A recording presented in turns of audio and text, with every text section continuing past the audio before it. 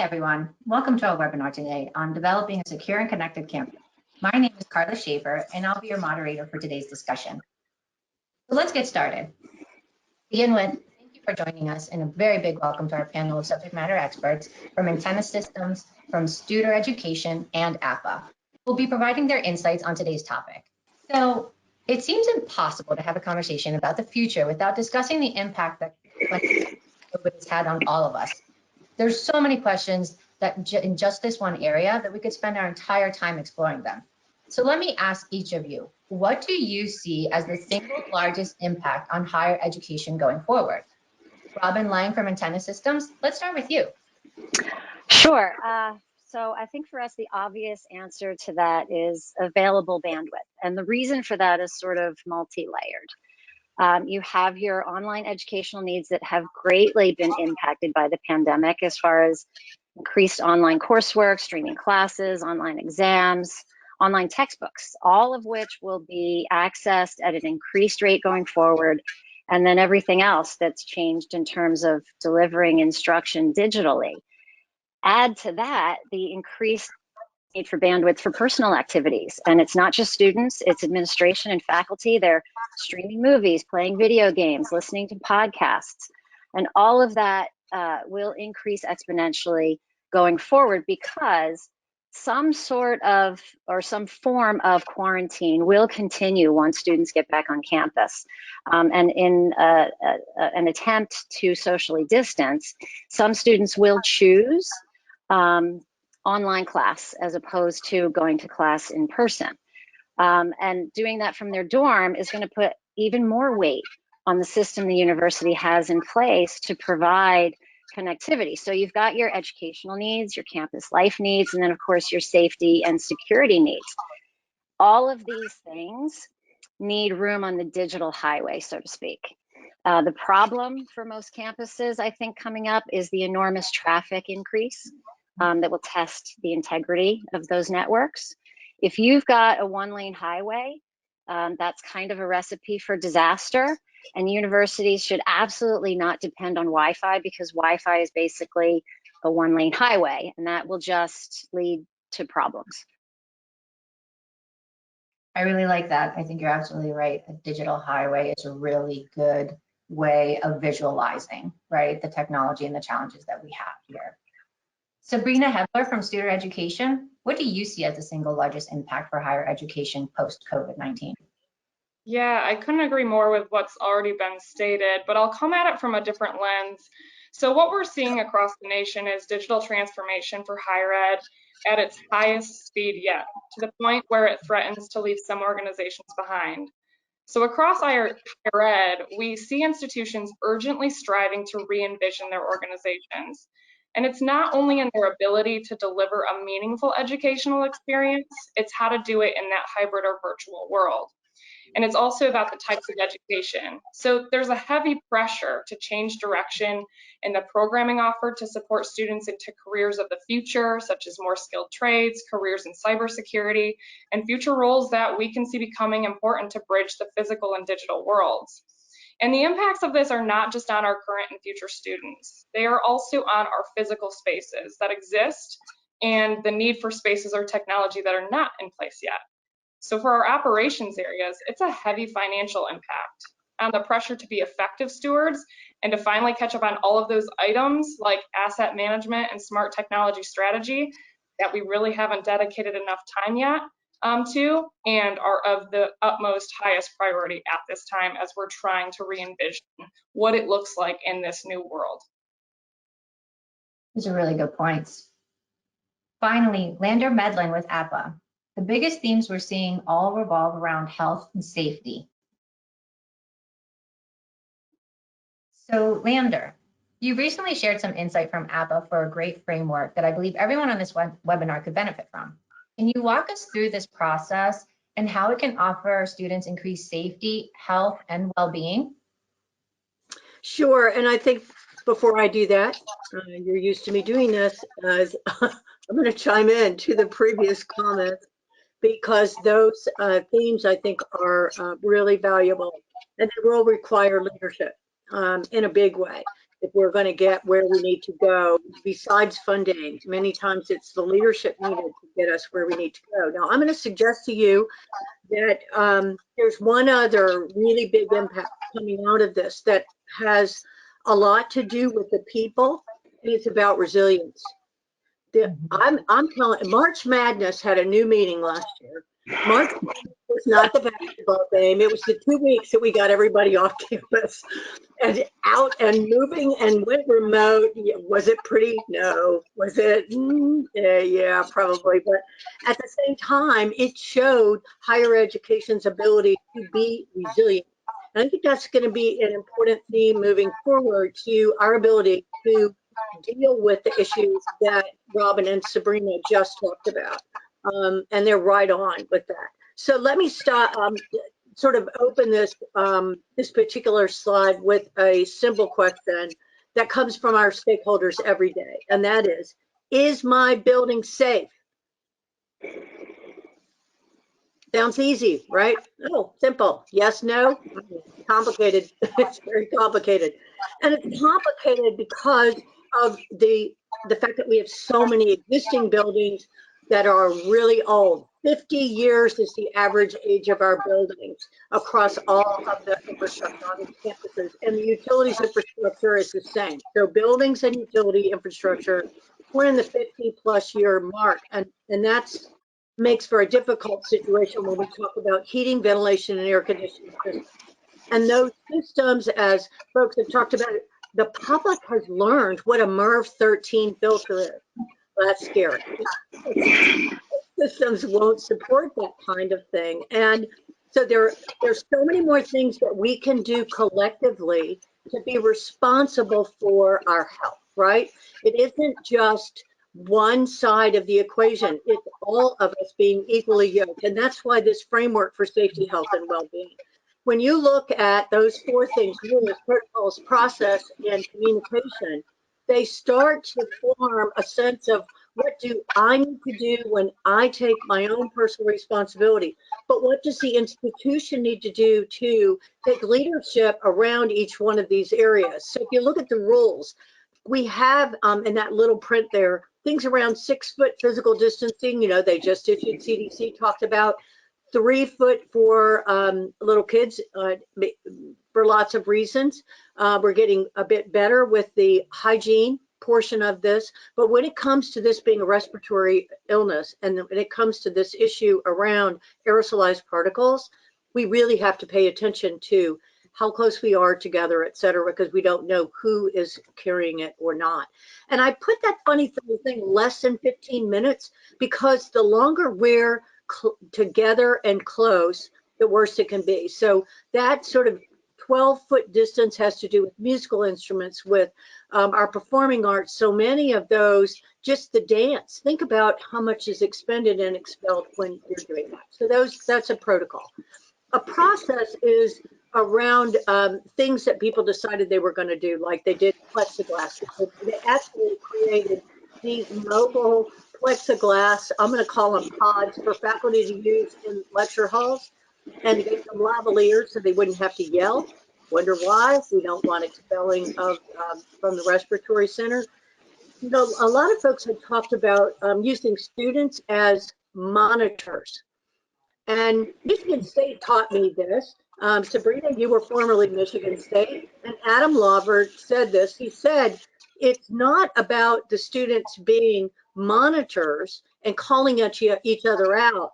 That would be the enforcement class you see at the bottom. It's about informing people in ways that demonstrate, that show we're setting the example, we're modeling the way, and we're allowing each other to think clear about the way in which they change their own behaviors, because that's one of the very important ways we're going to get out of this.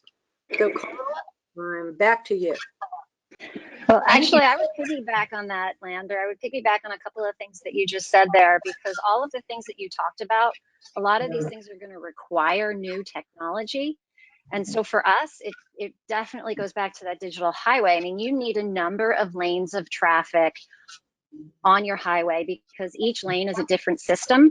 And the trick is that all those systems need to be good. So you think about this, you've got your campus radios, your security radios, facility radios. You've got blue phones, public safety radios, your emergency notification systems, and now your contract tracing apps. Then you've got your outside emergency and first responders that will need robust cellular connectivity indoors and out in order for all of these things to function effectively. And all of these things run on different frequencies. That's a lot of traffic on your network. And it's critical that these types of communications be interference free. And so if you talk about things like first responders, they have to communicate properly during an emergency situation.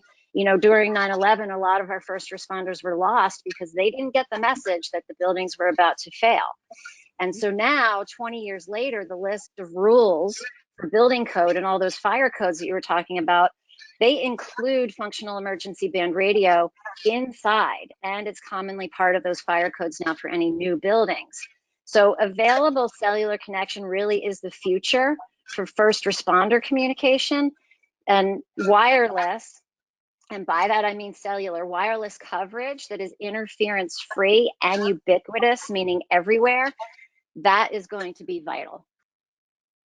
Yeah, if you don't mind, I'd like to just comment really quickly on Lander, your comments related to leadership. So I love this graphic, and I think what you started saying at the beginning in response to our original comments about leadership is so true. At the heart of every single one of these areas is people. And people are operating within a system. And I think it's really important for us to understand that, you know, if we're leading an organization, we have to do it cohesively together and with intentionality for all of these things to be executed well. And so there's the idea, right? And that idea takes great planning and great intention to have great execution. And so I just think Lander's comment on leadership is really, really well put here. Sabrina, I can't agree with you more, right? And just to piggyback off of that, the intentionality, right? The leadership and the intentionality and the proactiveness versus being reactive, right?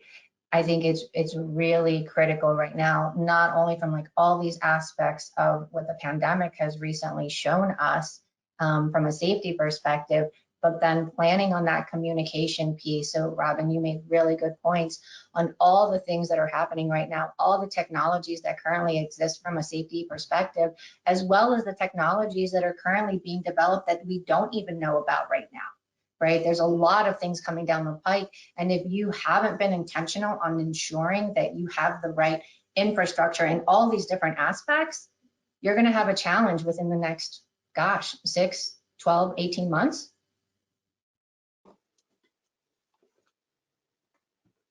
So to that point, the Harvard Business Review concluded that digital technology is not going to fundamentally change our current university system, at least not at the moment. But although we're not dealing with an apples to apples comparison, all institutions, especially those with historically brick and mortar presence, like education, will need to embrace a new digital reality. One clear comparison that this research makes is that COVID has accelerated both online retail and online learning. So that sets up the topic of how to best prepare for student success. At one point, online education was nice to have, but it wasn't offered or even expected at all colleges and universities. Has the last year pushed what started as a temporary measure into a core strategy or a standard for higher education? Let's start with you, Sabrina. You've had some unique experiences with this firsthand when you were chief of staff at Michigan State University. What do you see from a leadership perspective? Yeah, thanks. So I will speak to some of my personal experiences working at Michigan State, but I want to first start with saying that the current state of an institution's ability to adopt and deliver education in a progressive virtual world is really separating organizations who will survive to thrive, and quite honestly, those who won't. And that's a scary thing. But in my time at Michigan State, we were on the verge of developing and deploying an organizational-wide smart campus strategic plan, which really meant we were driving the needle toward common goals as a connected campus that would then integrate students into the mix, providing them learning and research experiences in those new information and operational technologies as we deployed them. But this started by creating space for communication across executives at the institution. Now, having transitioned into a role in which I work with leaders across many operations of all sizes, having that strategy and leaders on the same page is going to be more important than ever. We have a major barrier though. We have to address some of these very critical functional hurdles of developing these campuses, which include things like asset management. How are we catching up on those large backlogs of critical assets that have to work with and support those future technologies that we don't even have yet? And then we talk about the security and the age of that critical infrastructure. How are we securing that infrastructure to ensure that we can continue to deliver a campus experience that can move into the future with keeping our information and data safe? And the biggest hurdle, the thing that we are working on the most, is how are we supporting and developing leaders to make courageous strategic decisions and address those barriers so we can develop campuses and that learning experience that are in the best interest of the student. This should be student driven. And then further aligning those priorities and our resources to execute that. So no matter what, we have to be able to bring leaders together to have a conversation about what the most important thing is, because we're not talking about just normal competition in this market. We're talking about surviving to thrive and possibly seeing some that don't make it. Wow, Sabrina, you made such great points. And as a parent of a senior in high school this year who is heading off to, there's so much to think about, right? It applies to our kids and these next generations going into education. Yeah, when we talk about student success now, to your comments of being a parent of a student, right? You know, we interview a lot of stakeholders in our planning processes, and we talk with parents, we talk with community members, and there's great concern about what does an educational experience really mean these days, and how are we providing value in a new and different way than ever before. Our campuses aren't meant just for the academic experience, they're meant for social and emotional connection and well-being as well. So we have to think about all of these things and how they move together and really understand what identity we have as an institution to deliver to that, because our students make the choice really on whether or not we get them and we are able to educate them and can move forward together and then continue to develop. You know, Sabrina, to your point on having that infrastructure in order to survive and thrive, you know, I would circle it back to that, to providing that ample bandwidth to keep things running smoothly. So you have your digital highway. Each lane of that highway is a different tech, and each tech is finite, and it can only take a certain amount of traffic. So say Wi-Fi is your single lane highway, but it's limited and it can reach its limit very quickly. If students are in their dorms and they have no cell signal, they're going to move over to Wi-Fi calling, and that's going to put yet another strain on your network. So adding private LTE and implementing cellular DAS, these are things that add another lane to that highway to increase your bandwidth, relieve congestion on the other lanes of traffic, and increase safety. Multiple networks multiplies your available bandwidth for the entire population. So the challenge is figuring out what your needs are, where the campus is lacking in available bandwidth or in need of additional systems, and how to improve that user experience, but also how to build these additional systems in the first place. Robin, those are exactly some of the things that sit on the top of my mind as I'm getting ready to ship my kid off to college. At home, I have 2 teenage boys. Their Xbox destroys our bandwidth, right? So my husband and I are working from home. I've got teenage boys learning from home and then doing their video games from home. That type of behavior is going to go right on into college, right? And if there's only a Wi-Fi network, how am I going to get a hold of my kid? Or how's he going to get a hold of me if something happens? So those are the things that as a parent, right, will sit top of mind. So I really like this, to me, hits very close to home. Me too. I have a junior in high school, so we're thinking about all of the same things going forward in terms of getting into college and where to go to college and what is most attractive in terms of that connected campus. Yes, it's the education is absolutely a very key critical component to it. But also, right, Sabrina, some of the things that you said, the socialization, the emotional support, all of that experience to make sure that your child, when you're sending them to this institution, right, is going to get the best experience that that you're looking for them to take them on into the future. So Lander, in regards to leadership, let's dig into the role of facilities in all of this and how that's applying. How do we manage this balance between in-person, online, the experience that we're just talking about of a campus, all while ensuring success for the students? The smart technologies for both monitoring and ensuring both building health, having the predictive analytics to make changes in the midst, it's that kind of thing that really helps us consider what is our physical space doing with respect to digital space, with respect to experiential. Now I'm going to track a little bit differently. And what I'm going to suggest is that student success and that student experience is wrapped around something that Ian Bogost wrote an article. He's at Georgia Tech, I think, that in the Atlantic, and it was called "America Will Sacrifice Anything for the College Experience." And you parents just told me you will. You will pack your kids off, you will drive them across the country. You will do anything you can possibly do for them to have the experience. What's the experience? It's not just the education. And that's where we get off track, right?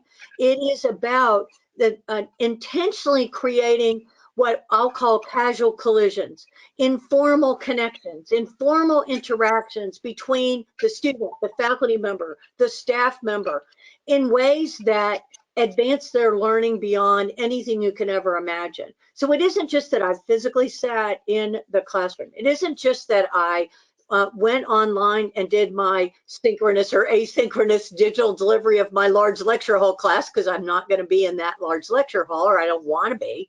It's about that experiential element that allows me opportunities to have those kind of hallway collisions. We do this in when we talk about work, right? We really actually appreciate being disturbed. Okay, but it makes us think differently. It helps us form ideas. It helps us be way more creative. It's the stirring of the innovation pot that happens in those three spaces. Now, the other piece that I want to mention is that the physical element, and Bogost talked about it, is critically important. Just because we were able to go remote doesn't mean that's where people want to be. 2/3 to 3/4 of the students in the middle of this last summer said, I want to go back to the campus. It's that experience again. And he really highlighted that. So physical space matters. Place matters. But I think we need to be way more intentional about how we build that, ways that advance that experience. Robin, you talked about it with those superhighways, I'm going to call them now. And Sabrina, you talked about it in terms of the ways in which we need to think clearer about what we're doing and advance that with the assets that we have, and ensure that we have the leadership to really get our hands around what the issues are with that infrastructure. Okay, so those are some of the things that I was thinking about when I see this particular 3 rings. Maybe we do 5 for the Olympics, I don't know, but we do 3 rings and how they come together. Other comments that folks have? Yeah, I just think, Lander, really quickly, I appreciate your highlight of the physical space and the highlight of we're moving towards these smart campuses. As you know, that's something that's really close to my heart. I think back to your point a few slides ago, that we cannot forget how old our infrastructure and our facilities are. So having worked in facilities in that area, you know, I think where leadership struggles sometimes to be able to move forward is that we have these aging critical infrastructure and assets that sit there and need attention while we're still moving forward in a new way.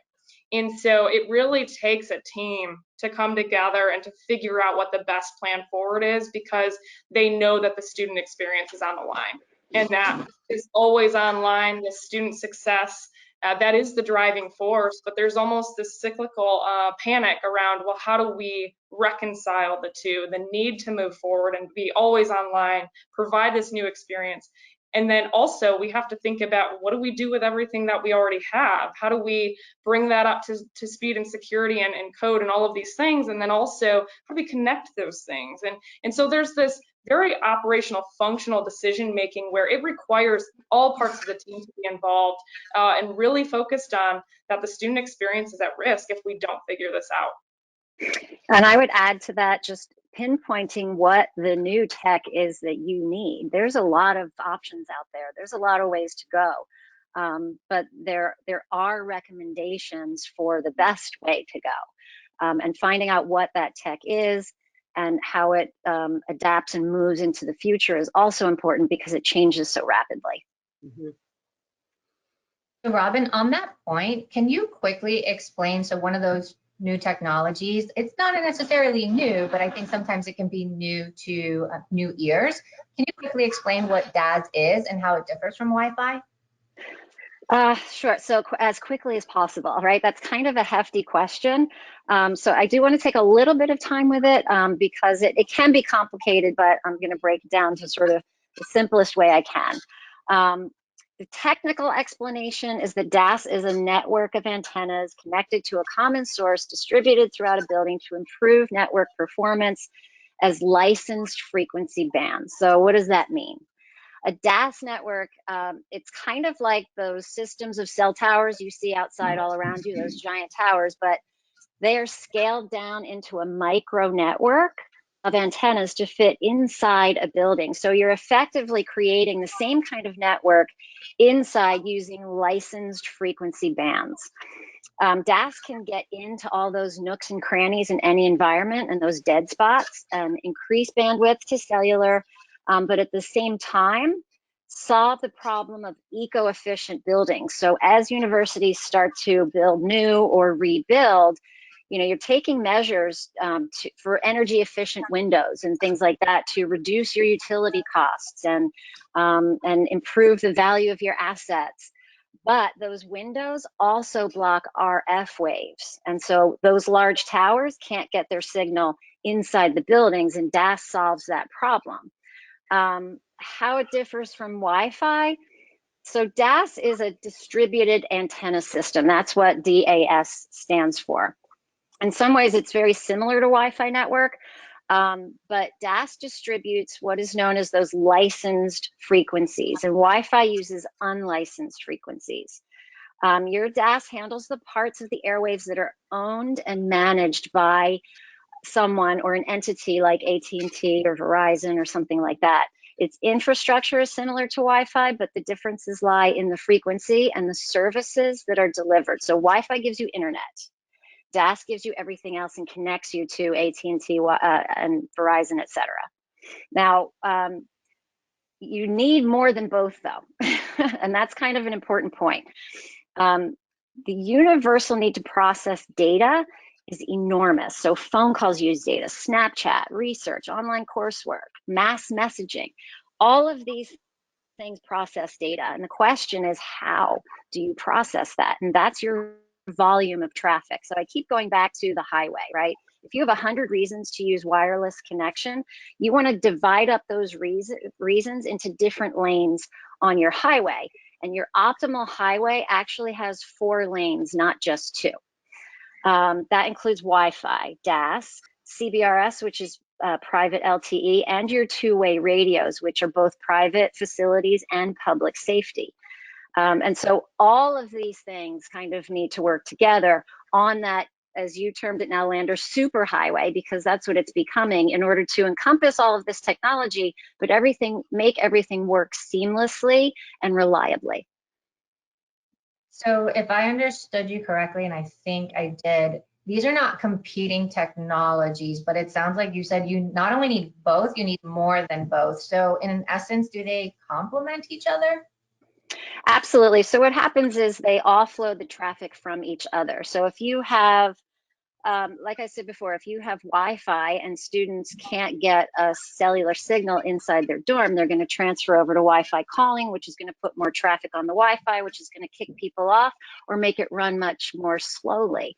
So what happens is when you have Wi-Fi, you have DAS, you have CBRS, and you have two-way radio, they're all different frequencies and they handle different parts of your traffic. So it keeps all the traffic moving along smoothly. You don't get any traffic jams. You don't get a glut of data trying to process and slowing everybody down. It just helps the traffic move at a good rate.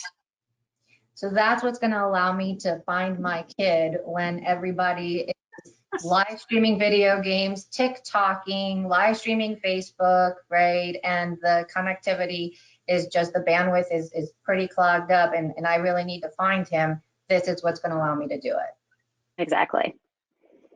Perfect. Thank you for the explanation. So now that you've explained what a DAS system is and what a Wi-Fi system is, what are some of the steps that we need to take to create a DAS network and be proactive? Sure. So it starts with a phone call, right? The first thing that you need is a comprehensive campus assessment. You need an RF consulting firm to look at all those nooks and crannies we talked about earlier and tell you where you're deficient. That is a wireless RF survey and needs assessment. Cell doesn't work here. Public safety radios aren't penetrating these buildings. I mean, universities really have no idea what their connectivity is or isn't. They don't know if first responder radios are going to work until they actually have a fire or an emergency or something like that. So literally every space on campus needs to be tested. So step one is to understand, what is your situation? How congested is your highway? Do you even have a highway? And you think of your RF consulting firm as your Department of Transportation, right? We can build that entire highway, all 4 lanes, DAS, CBRS, Wi-Fi, two-way radio. And so the first step is making that phone call and getting your needs assessment. So, and this goes back to Lander's earlier comment, just really the smart building, the smart applications, right? All the different things that we're going to be working on the IoT platform. So as the Harvard study said, the on-campus experience is not going away, but at the same time, there are all these new technologies converging on the network. And on top of all this, we all need to start preparing for 5G. Sabrina, there's a strategic element that needs to be in place before a plan can be implemented. Is there a roadmap that can help ensure our plans to be future ready? Yeah, great question. So I think there is a step-by-step process, right? But everyone's roadmap is going to be a little bit different because, as you've both mentioned, the trick is that there's no shortage of cool new technologies to try or new ideas that are going to keep our campuses connected. For example, I was just talking with an organization who provides, cybersecurity protection on our assets right at the device level. And so it really begins to be a conversation, right? Back to Robin's point of what do we need, right? So the first step is really to get all of our top leaders across an institution in the same room to have a conversation about what is our current state, what do we have, and what do we want our future state to be? What do we need, and what do we desire? And we need to work to understand and develop those common shared priorities. And I don't mean 50 priorities, I mean key priorities, no more than 3 to 5 at the beginning. And that helps and should align to our institution's overall strategic direction. So from there, we then can identify goals and begin to understand what we need, help us prioritize and choose the right next actions, and then also remove focus from the things that we don't need and will not help us get there. We spend great deals of time working with institutions on developing that strategic direction, and it is a very intentional effort that always starts with having everyone in the room. Many universities right now, I will tell you, are still operating with one foot in the ocean and one still firmly planted on the shore, so to speak. And what that results is when we come in and do that current assessment, we have departments that have been making decisions about these technologies and these ideas on their own in the absence of a unified direction. We then see these areas get down a road with various things that may not work for anyone actually but them. And additionally, the maintenance, right, on that new information and operational technology, there's no sustaining centralized resources or budget for it. So the stewardship of these things are going to the wayside. So we run into very operational and financial impacts when we do not have that strategic plan or roadmap set, or are not starting to at least. So think of it this way. If we start with our leaders, setting goals and understanding what we're chasing after, that of course align to our overall academic and operational strategy, the how becomes much simpler. Not easy, simpler. And theoretically, we spend less time debating across the now virtual conference table over who deserves each dollar for their initiative. And also we start to see the speed of change increase, and we start to match what digital transformation is requiring of us. Robin, enabling all of this, right? That's about, seems like a huge undertaking. What do we need to do to plan and prepare for a future ready network? So it's a little bit of a loaded question, right? Future ready, what does that really mean? Pretty much any system or network you install anywhere has a shelf life of about 10 years. But intrinsic in the design of a DAS network is the ability to deploy multiple tech through a single architecture. So I don't need to reconstruct when a new technology comes along. I can build on the infrastructure that's already there. DAS is a digitally based tech, and that allows you to reprogram for changes that come in the future. So DAS is just adaptable that way, which makes it a very desirable tech to build that infrastructure for it now. So no matter how well prepared and how well we prepare and upgrade, there's still places in the country that will fall on the other side of the digital divide.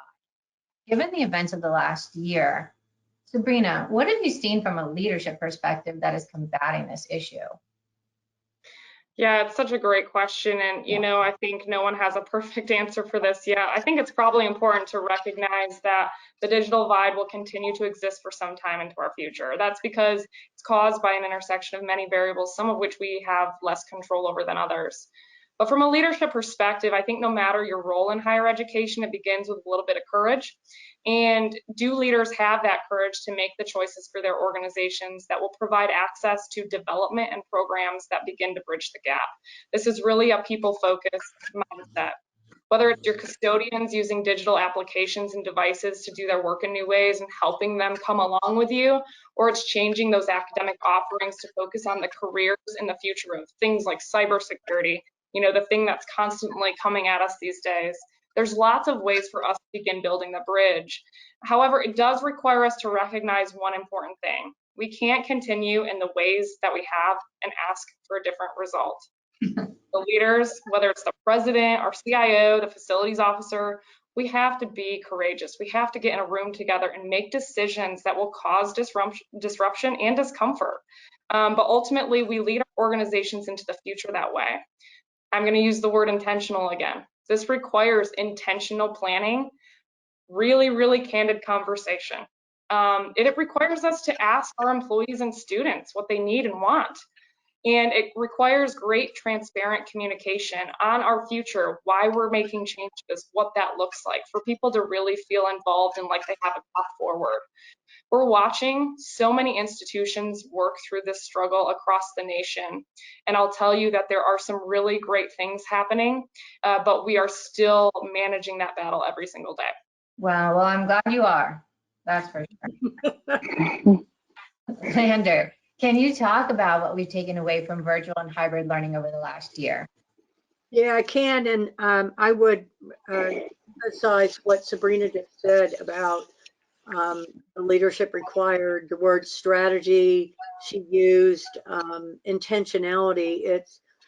I watched an interview of Michael Crow, who's president of Arizona State University, and it was Fareed Zakaria was talking about the future of this, future of cities, future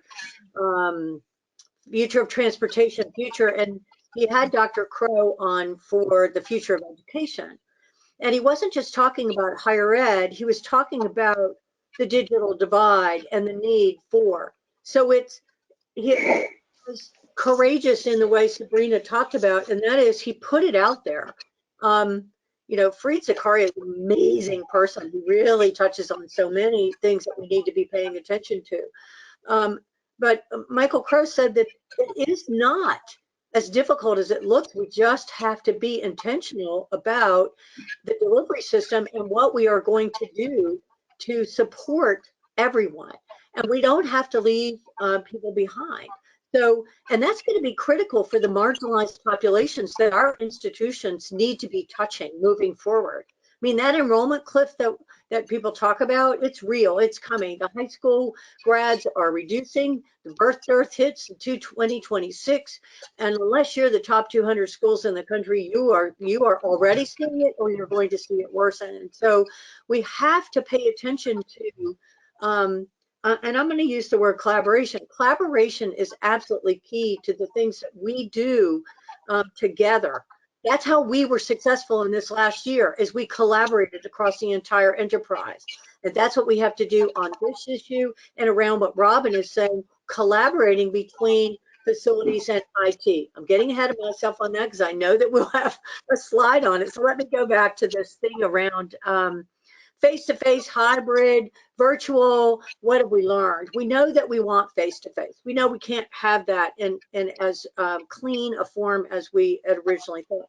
But we're also learning ways to teach differently. I mean, we're now seeing that big lecture halls are probably not the future at all. And what can we do to repurpose them to create smaller learning pods, smaller learning spaces? Because that's how students learn. They learn in these smaller, interactive, self-discovery with the faculty member, et cetera. And so we learned that we can deliver synchronous and asynchronous. Robin, you're going to love that because it's part of the needs assessment, right? We can do that really, really well. We can get those lectures out there, but then we can do the real part of learning, and that is getting them together in hybrid forms. I would also say that we also learned that some learning cannot be done unless it's hybrid, unless we actually, culinary arts, music, performing arts, science, all of these things require that kind of hands-on, right? Community colleges figured it out. They knew exactly what they needed to do. They got students back to just those spaces when they needed them to be able to do that. So some really incredible things, Carla, about that we can move forward with about the hybrid, face-to-face, and remote. And by the way, there's one other piece of this, is the remote learning. That's not going away. So Robin, this plays right into your hand. That remote learning is going to continue because there are collections of students that love that. It works for them. They are part-time workers, full-time workers, whatever. And this allows a larger cadre of students to be and go to college. So I think that this is an amazing thing that we've learned. And I think I'm getting nods from my other colleagues on the panel that might want to say something about that, because it's really, really important that we've learned that we'll move forward. Go ahead, Linda, Rob. I would build on what you talked about in terms of the delivery system, right? I think almost every parent around the world this past year has gotten a lesson in distance learning, right? And how that works or doesn't work. And there's a huge digital divide when it comes to that, when everybody was forced to go home and learn from home, and a huge population of kids and higher education students who didn't have access. They couldn't do their distance learning or their online classes because they had no access. So companies like T-Mobile rolled out trucks as mobile hotspots in these underserved communities, which helped, but there's still a huge divide. And for us, from our perspective, you know, it goes back to providing that additional bandwidth on campus to handle the increased activity. So having fully functioning media centers that are available to students at all times that access that digital superhighway, and building a robust network without any charges to the student body, you're already starting to bridge that gap. So even students who aren't living on campus, they're commuters, or working from home, they have access to what's available on campus. It's available to everyone, and it can handle the traffic, and that's one of the most important things. Real quick before we move on, I just want to, thanks Robin, you brought up another point that I wanted to address, but before I do that, Lander, I want to comment on your response here in the themes of courage and collaboration. So not only is the digital divide separating up those who have not in terms of access, we're seeing a digital divide in the ability to support and develop students from the public and the private sector. So I just, you know, one of the things that I say often to leaders who are looking at whether or not they should transform their model is that there are already private companies who are offering this for free. We have the Amazons and the Googles of the world who have opened up the floodgates for learning activity right into careers, who, will go on to make a decent living. And so we have to be really, really courageous in thinking about how are we offering our programs and how can we leverage and collaborate with some of these organizations who have the ability to offer that. And so we now see in these transformation models for these institutions, as we're planning, us working that into these plans for them. How does that work with your private, local, and global partners? How can you begin to offer something that's meaningful to the student for their future through your institution, but in partnership with an expert? And I think that's really important to think about as we are collaborating. And to Robin's comments on, more parents than ever have, become interim teachers, I think. And we've seen that. We, from Studer Education, have developed, supporting tools to help parents be learning coaches. And I think that that's not going to go away. And so we need to continue to include them as critical stakeholders in these experiences to support our students. So Sabrina, on everything that you just said, right, the past, 12 and ongoing months now has been incredibly disruptive, right? In particular, so to everyone in every way, and in particular to education at all levels for families and children. So I really like what you said about leaders, what you and Lander have been speaking about from a leadership perspective, being courageous to be disruptive, right? In thinking and planning and being intentional on doing things a little bit differently, right, moving forward and planning for the future. So on that note, Robin, what actions can we take to begin to change from what the areas that we can control into the digital divide? Okay, so I would say it's a big question. Think about the day in the life of a college student, right? Tech has advanced so much that even just being a student has changed. Students and staff, they all want and need continuous, reliable connection. They want access at all times, and that means remaining connected between and in and out of all of these buildings, right? They're doing their work everywhere, even on the run. So what needs to happen is that in order to facilitate and support this new kind of learning and living environment, which, by the way, can make or break the reputation of an institution, and that can lend itself to higher or lower enrollment, as the case may be, because the desire to have that connected campus is so high. So implementing these new infrastructures, if you don't have DAS or CBRS, if your two-way radios aren't working in certain parts of your campus, you need to find that out. You need to know what's going on your campus, where it's good, where it's bad. And all of that involves, again, going back to that needs assessment, figuring out your needs and your current situation, partnering with that RF consulting firm, someone like us, who then can tell you all of that and make a design, and then put out a plan. So we have developed a process where we take our clients from beginning to end, and basically, from that first phone call all the way to the engineering scope and design, through installation to deployment and maintenance afterwards, to make it as seamless as possible for the client. So the first step is that phone call. The second step is that RF assessment and deciding on what tech you do want to use and install, how all of that's going to work together with your current infrastructure. It's a big bite, right? And so we try to break it down into smaller bites to make it more easily digestible so that we can create that highway for you. Right. So in regards to that highway, how does that cellular highway, that connectivity affect or enhance the user mobility, and why is that important? I know you've spoken a lot about it, but just to kind of reinforce that message in a simple sentence. It's mostly about that seamless connection, because people are moving everywhere. It's almost like a doctor in a hospital, right? You want to be connected while you're in your dorm, while you're in your classroom, while you're walking between buildings, and you want that connection to be continuous. not just students, staff, and administration, but then also your first responders.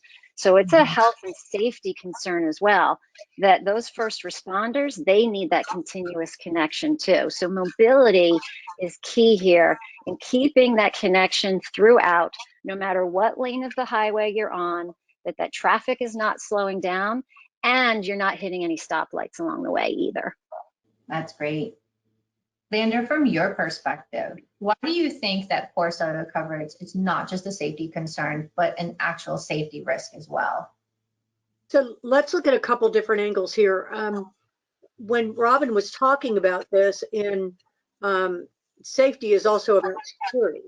And so she's right on. I mean, all of the data that we use or move about, we call ourselves being data rich and information poor.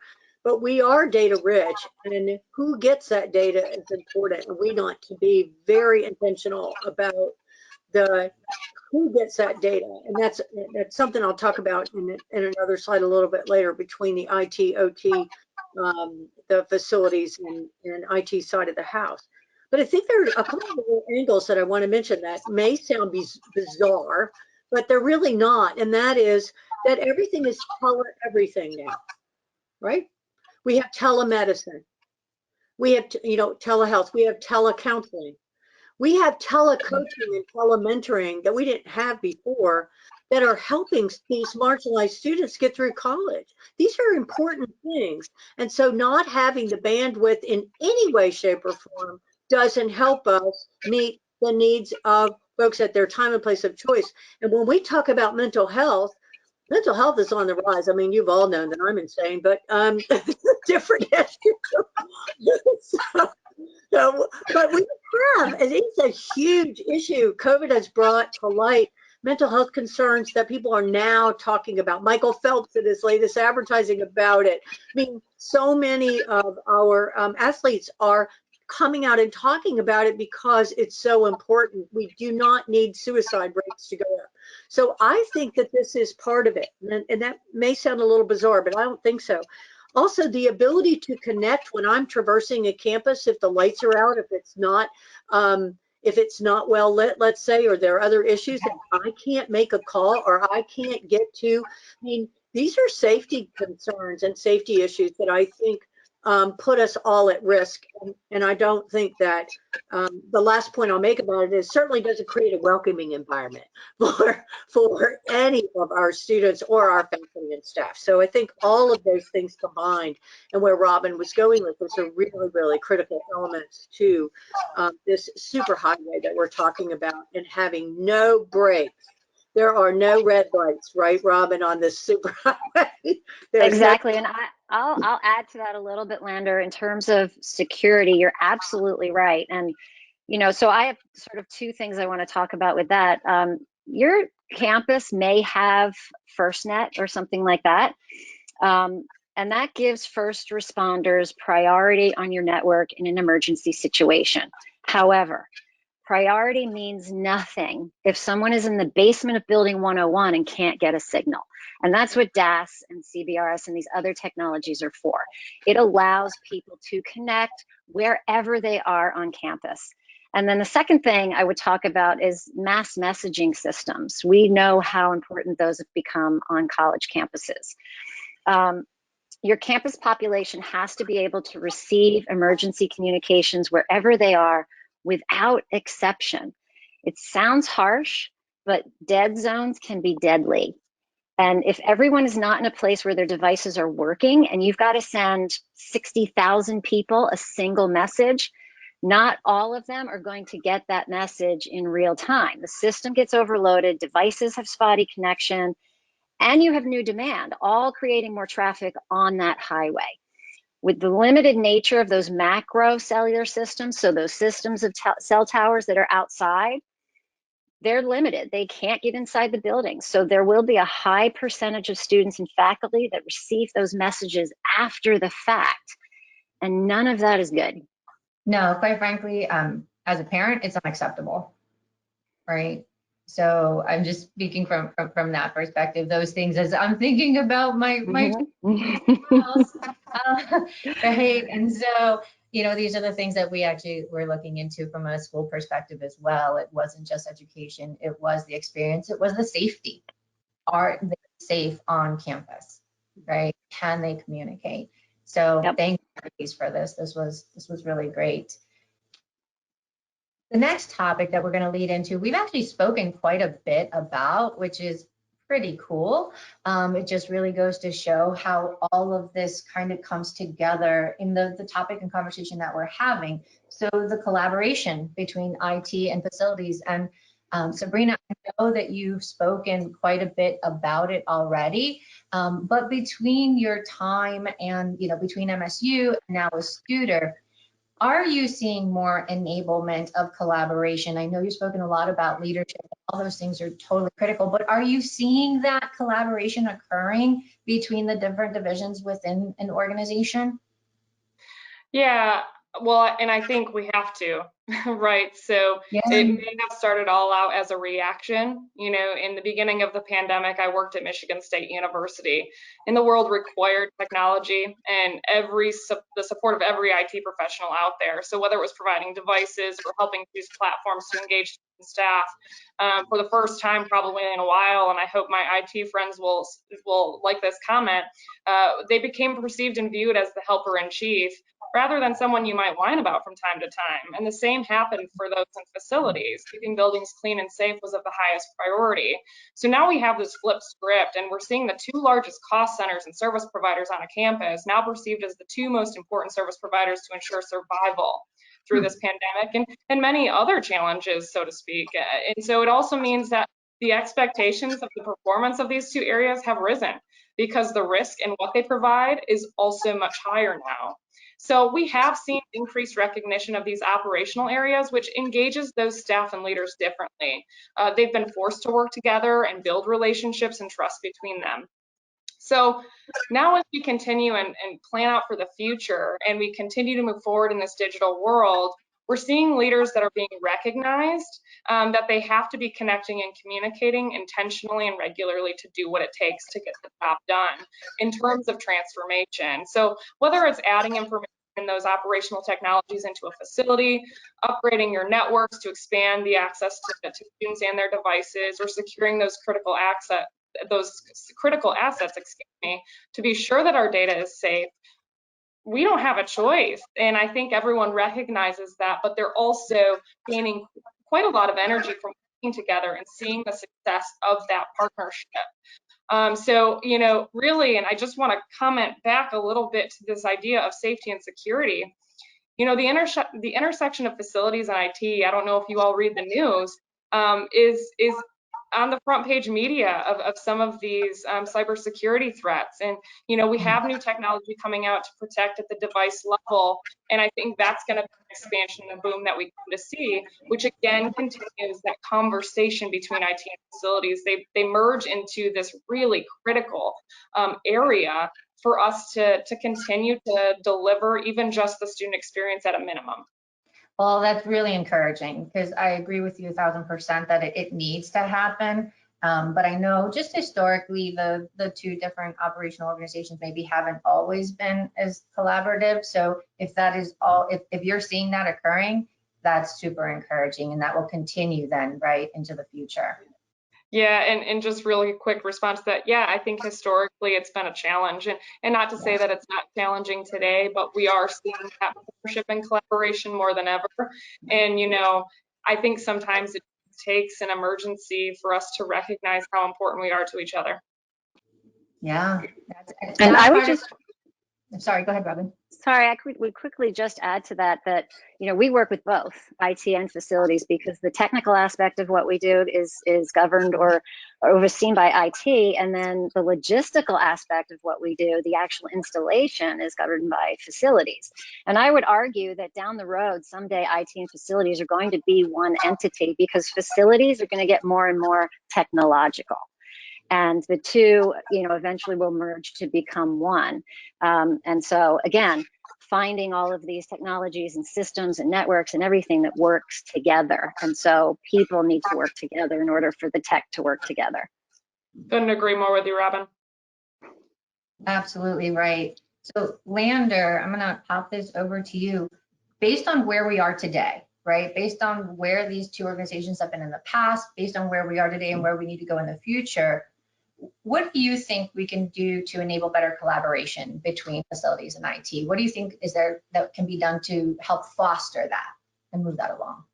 Well, interestingly enough, the last March 2 to 4, Sabrina knows all too well what I'm going to say. We sponsored a Smart Campus Strategy Summit. And it was, we weren't asking for a lot of people. We wanted about 60, 75 people. We got about 65 people. And we were asking them to come in pairs. The pairs were facilities and IT. Nice. There, as a matter of fact, yeah. Come on, bring your buddy. So what's important, and we delivered to both of them at exactly the same time. And part of the message was, it was less about everyone understanding the technology. It's more about everyone understanding the strategy, okay? And getting their hands around what is the strategy. I think for so long, we've been chasing different goals. You know, where IT is all worried about the data on our side. It opens up risk, and it could be a security breach, so they want them separated. And facilities on their side, well, yeah, you're going to mess with our building systems, so you can see what happens, right? I mean, that's just the reality of the situation. And they don't like when we say they're going to get combined. So that's what it is, all right? So whatever happens. But it's critically important that we meet regularly. Come on, these are the things that, and when we meet, that we do it regularly, maybe over coffee, maybe over lunch, maybe over, that we're meeting so regularly that we begin to appreciate each other's contributions, each other's value, and each other's perspectives, because they are a little bit different, and they're all in service to the institutional mission, vision, and strategy. That's really important. And actually, we sink or fail if we are not collaborating and communicating to achieve the ultimate student success, right? That's what we're all trying to do, is to achieve that. So we do need to recognize that facility systems have exploded in terms of sensory data. Sensors are so inexpensive, et cetera. And that there's so much more on the OT, operational technology side, than there is on the IT, the people connected side. But both are critically important to our future, and both need to be and ensure security and the safety. Robin, you talked about that earlier. Sabrina, you were right on top of it when you were talking about the strategy that we each need to have together. We're just not going to get through this unless we are doing it. And we did. My March Madness said that we collaborated to get everybody home. Then we went out of reactive mode and went to planning mode, and we planned together. We were learning about spaces that we didn't know existed on our side, and IT was sharing all that information. It was collaboration, and I'm doing this because it was just like that. And I think if we can understand what we did to be successful through that collaboration, I believe that we can do this and continue to move forward. There's no need for those silos anymore. None of us are going to be successful by continuing down that path. So. No, that's great. And the events that you're having, and, you know, basically making them come together in pairs, that's brilliant. Those are the types of things, right, that encourages that collaboration beyond just their organization. So that's awesome. So that leads us into, the facilities team. So Lander, you just, I know Robin spoke about it earlier, that the facilities team has got to become more technological as well. You just touched on it. So Lander, with the rapid pace of technology, the explosion of IoT, how does a team of facilities professionals stay current and engaged with new systems and approaches? It's very difficult because it's moving. It's a moving target. It's constantly moving. But it means that we're open to differences. I call it doing different with less. I am so sick of hearing that, do more with less. I can't stand myself. It's different with less. And Carly, you said it earlier. You didn't realize I was going to go there.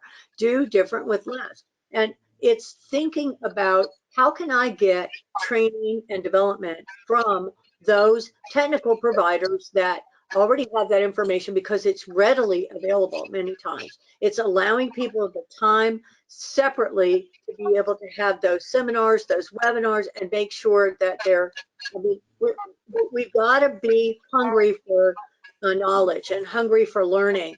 Because if we're not curious about how things are changing, we've already lost that battle. So it's critically important that we are in constant learning mode, being way more curious about what is out there, what's different, and what we can learn from each and every event. The other thing that I'm going to add a wrench into this, you know how I am, Sabrina. I'm going to add a wrench into this thing, and it's not only the technical skills, but it's the soft skills. I don't even know I like those terms. I call them essential skills now. I learned how to collaborate. I learned how to communicate. I learned how to write. I learned how to speak with other people. I mean, these are skills that everyone in the organization now must have. These soft skills are, I mean, we can teach the technical skills, but you got to be adaptable enough to be able to learn those soft skills and know how important and powerful they are moving forward, because we won't get beyond the technical without the what I call the hard skills, without the soft skills as well. And that's what we're trying to teach our students as well. I mean, that's the student experience, isn't it? That's what we're trying to get them. We're trying to get them out of your house, Carla and Robin, so that different ways of being they can self-discover. So it's important that they're learning those kind of collaborative skills. Okay. If you don't mind, I just want to add on to what she just talked about real briefly. And Sure. it's that, you know, I think a lot of times we expect the fear of change to come up and rear its ugly head when we begin to develop individuals in new technologies, new skills. And of course, the fear of change often impacts our behaviors. And it is difficult to build meaningful pathways in these ways where it doesn't create disruption in our cultures. But what I will say is that it's necessary, because as we go through, and I've done this with multiple organizations, both in healthcare and in education, when we trust our people to be developed in new things, as they move through and show themselves that they're capable, what we're actually empowering a group of people to do is adapt quicker. And right now, what we see is that the digital world is speeding by. And if we don't allow that opportunity and bring people into that, even when it's hard, they'll always be behind. They'll always have that divide. And so as we equip them with even just some of the basics, right, in terms of technology at first, when they feel that achievement of having learned that thing, whatever that thing is, they'll learn it quicker the next time, and they'll learn it quicker the next time. And then change doesn't feel so hard. And they need that skill more than any other in this world right now. That's really cool. I know, Carla, I want to commend a little video clip by Andrew McAfee and see what you can glean. But he talks about the grain of rice on the chessboard and exponential change, etc. But it should give people motivation, because he says at the very end, we haven't seen anything yet. Robin, you're seeing it. Sabrina, you're seeing it. Carla, you know how fast change is occurring. The scale of disruption is beyond anything that we have ever experienced, and it ain't slowing down, folks. So he talks about, he says this very phrase, we haven't seen anything yet. We must take a leadership role and take responsibility. Here his words, it's the only smart strategy moving forward. Think about technology strategically. This plays out perfectly for our webinar today, because it's just so important. So back to you. I love that. Thank you. That is fantastic, because you're right. I've been in this wireless industry now for 21, 22 years, and it's been an amazing evolution. And I never could have thought, I thought it was amazing 21 years ago. I thought it was amazing 10 years ago, 5 years ago. It is moving at a pace I never could have imagined. And I know that will only increase as this all goes on. And so, no, I appreciate the conversation very much. You know, this is fantastic. So we've covered a lot. And Robin, there's so many technical aspects to all of this that we simply don't have time to get into all of the details. you quickly share how antenna systems can help enable a more safe and secure campus? Yeah, sure. So I just want to piggyback on what Lander said, her quote about thinking about technology strategically. And in order to do that, you need someone that knows the map, right? Where's the highway going? And who can lead me there? Who can give me directions? And that's what we do. As I said before, we can build the whole highway, all 4 lanes. We have over 20 years experience in this space, building and maintaining really some of the most complex in-building wireless solutions that you can find in the industry. And we've done it for a long time. Almost everyone in our organization is a highly trained engineer, but we've broken the system down into simple parts, as I said before, that we call the antenna process. And so, you know, you make that phone call, you get that consultation, you get your needs assessment, and then we can prioritize from there. And what you have funding for now, what you maybe will have funding for next year or beyond that. We also have a lot of different financing and funding options available to be able to afford these systems, because as Sabrina said earlier, the budget is not there. So we have creative ways of figuring that out. If the budget's not there now, it may be there, you know, as I said, next year or the year following, but we can figure that out and help people work that out as well.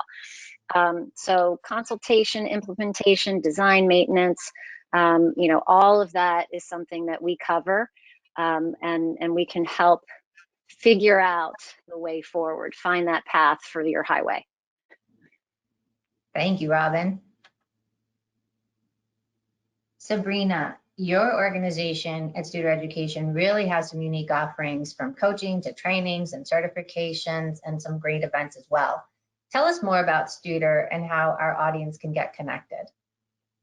Yeah, thanks. So Studer Education is an organization that really specializes in that overall systematic picture, right? So we back it up a level and really start at the top and really think about our leaders and how are they prepared to listen and think about and assess what's going to be happening in the future, and then really dive into how we're going to get there. But we do various things, from working with individuals to large teams and all the way out to cascading that to the entire organization.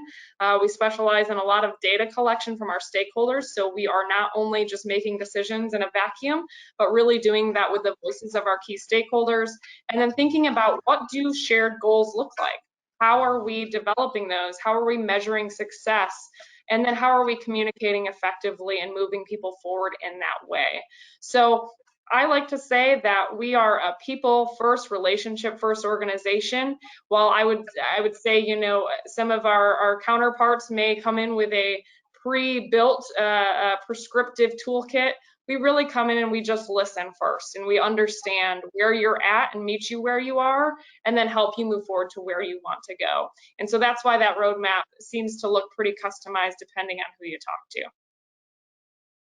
That's great. It's great to have that available to the masses, right? Somebody that can help them put together a strategic plan and how they move forward.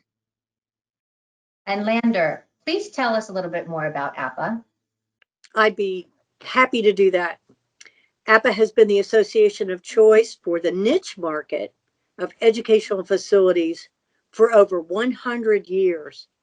We provide professional training and development, informational resources, and recognition of educational facilities professionals and their institutions. Our value is captured through the cultivation of community and contribution that drive results. Please visit us at APA.org to join. It really comes down to being that value added partner, right? Whether it is, you know, so an RF integrator here at Wesco Annixter, it's our goal to understand the entire ecosystem, to really understand your needs so that we can work to provide, fulfill, plan, strategize, provide information back to you on all of the stuff that's happening in that digital world that's occurring today that you may not know about, that you can plan for. At the end of the day, right now, nobody has a crystal ball. The technology is moving at a speed, just like it was spoken about earlier, that we've never seen before. And that will continue to occur. can we outline exactly what's going to happen in 6 years, in 7 years? No, but there is absolutely a lot that we've learned over the last 20 years that we can apply that can help you mitigate your risk and help you plan accordingly so that you can maximize the investments that you're making to the priorities that you have as an organization. So ladies, this was really, really, really fantastic. That's all we have for you today. I want to thank our panelists, Lander Medlin from APA, Sabrina Hebler with Studer Education, and Robin Lang from Antenna Systems for sharing their very areas of expertise in education. And thank you all who joined us today. We hope this information was helpful and that'll help you build a better, safer, and more secure campus. Have a great rest of your day.